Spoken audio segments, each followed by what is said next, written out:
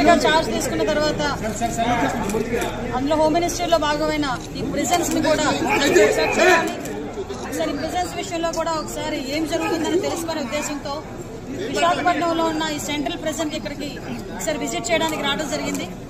Central prison కి ఇక్కడ వచ్చిన తర్వాత మన సూపరింటెండెంట్ మన కిషోర్ గారు, అదేవిధంగా వెంకటేశ్వరరావు గారు, ఇంకా స్టాఫ్ మొత్తం ఇక్కడ నాకు స్వాగతం పలికి లోపలికి తీసుకెళ్లి ఈచ్ అండ్ ఎవ్రీథింగ్ క్లియర్ గా చూపించారు. విషయం ఏంటంటే ఈ 5 సంవత్సరాల కాలంలో, గత 5 సంవత్సరాల కాలంలో వ్యవస్థలన్నీ భ్రష్టు పట్టిపోయినాయని మాట్లాడే వాళ్ళు మాట్లాడితే అది రాజకీయంగా భావిస్తారు. వచ్చిన తర్వాత మేము చూస్తే కూడా పనిచేయాల్సిన పోలీస్ అన్నలకి కూడా కనీసం వసతులు లేని పరిస్థితి రోజు కనిపించింది. నేను లోపలికి వచ్చిన తర్వాత అడిగాను, స్టాఫ్ క్వార్టర్స్ కూడా ఇక్కడే ఉందండి అన్నారు.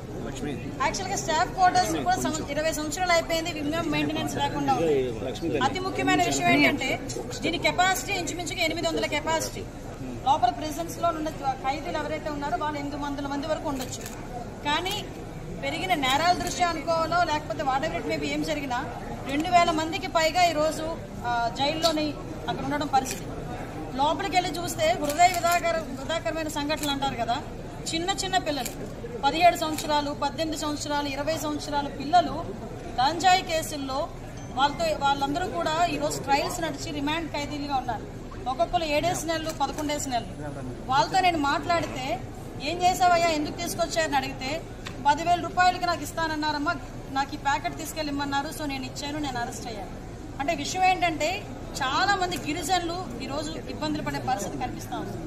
మేము గాంజా మీద దృష్టి పెట్టిన తర్వాత ఎస్పెషల్ అసలు ఏం జరుగుతుంది లోపల తెలుసుకుందాం అనే ఉద్దేశంతోనే నేను వెళ్ళడం జరిగింది. అక్కడికి వెళ్ళిన తర్వాత చాలా ఆశ్చర్యకరమైన సంఘటన ఏంటంటే ఈ 5,000 రూపాయలకి 10,000 రూపాయలకి వాళ్ళకి భూములు అంటే వాళ్ళకి గడవక చేసే పన్నుకి అది నేను కరెక్ట్ అని చెప్పట్లేదు, అది కూడా తప్పే. కానీ ఎవరైతే మెయిన్ వెండర్స్ ఉన్నారో వాళ్ళేమో బయట దర్జాగా తిరుగుతున్నారు. ఇలా పూట గడవక చేసిన వాళ్ళందరూ కూడా జైల్లో మగ్గిపోతున్నారు. సో ఇటువంటి సిచ్యువేషన్స్ ఒకటి మనం చూసాం. At the same time department వాళ్ళ దగ్గర నుంచి కూడా ఇక్కడ చాలా మందికి అక్కడ మంచి హాస్పిటల్కి సంబంధించి ఒక మంచి ఫెసిలిటేట్గా ఒక టెస్టింగ్ టూల్ కూడా ఒకటి వీళ్ళు సిఎస్ఆర్ ఫండింగ్లో తీసుకుని ఖైదీలందరికీ కూడా ల్యాబ్ టెస్ట్లు ఏదైతే ఉన్నాయో అవన్నీ కొంచెం దగ్గర 76 టెస్టులు చేయడానికి వాళ్ళందరికీ కూడా అది కూడా ఈ రోజే నా చేతుల మీదుగా కూడా ఓపెన్ చేయించారు. It's very good sign. నేను కూడా ఏం చెప్పామంటే ఎస్పెషల్లీ రూల్ బుక్ లో కూడా ఉంటుంది మనకి డి అడిక్షన్ సెంటర్స్ అన్నవి ఏదైతే ఉన్నాయో ఈ డి అడిక్షన్ సెంటర్స్ మనం బయట ఉన్న వాళ్ళకి డి అడిక్షన్ సెంటర్స్ మనకి కేజీహెచ్ లో కానీ మన మెంటల్ హాస్పిటల్లో కానీ ఎక్కడైనా మనం ఉండడం ఒకటి చూసాం. కానీ ఇక్కడ హాస్పిటల్ ఫెసిలిటీ ఉంది. ఇక్కడ కనుక మనకు ఒక 20 బెడ్డో 30 బెడ్డో కనుక ఇన్పేషెంట్లకి ఇక్కడే ఇచ్చి హాస్పిటల్లో డాక్టర్స్ని కనుక కంపల్సరీ ప్రొవైడ్ చేస్తే